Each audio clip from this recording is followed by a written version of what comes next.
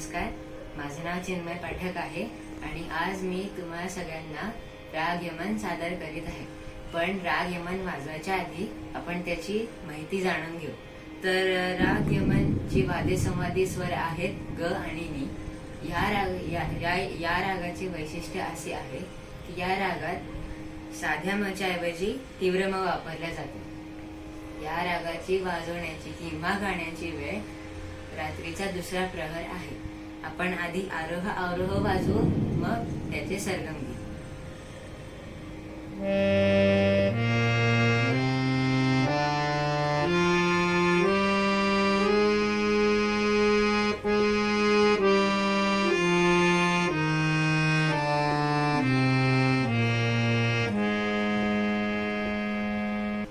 तर राग यमनचं सरगम गीत ताल एक ताल मध्ये वाजवलं जातं। तर आपण ताल एक ताल बरोबरच राग यमनचं सरगम गीत वाजवणार आहोत।